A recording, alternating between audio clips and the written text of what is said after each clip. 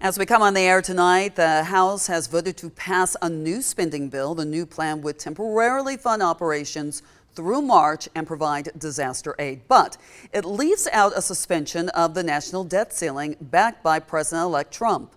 Carmen Brown joins us in studio to explain how federal services could be affected if a shutdown happens. Good evening, Lori. As the clock ticks toward a potential government shutdown, this crisis could affect thousands of federal employees in central Georgia.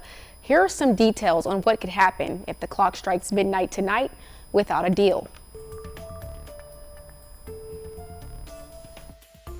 These government shutdowns have happened before when Congress can't agree on a spending bill. Back in September, House and Senate lawmakers agreed to extend federal funding through tonight. But now, that expires in less than 6 hours. And if it happens, many federal agencies have to suspend activity or furlough workers.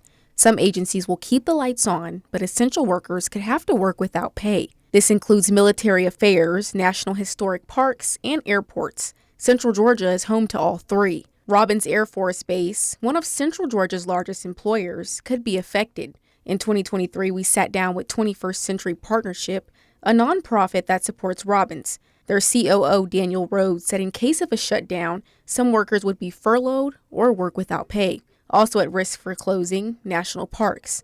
In the 2019 shutdown, Okmulgee Mounds National Historical Park closed access to the public.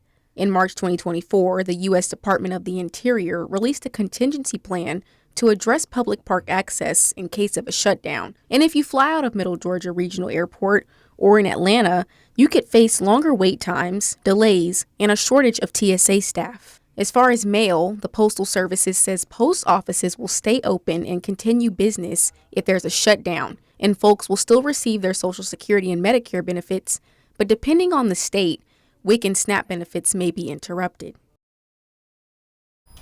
So if a shutdown does occur, how long could it last? Nobody knows for sure, but the last federal shutdown in 2019 lasted 34 days. Now the current spending bill will head to the Senate for a vote. Both the House and the Senate have to approve the bill to avoid a government shutdown. Back to you, Lori.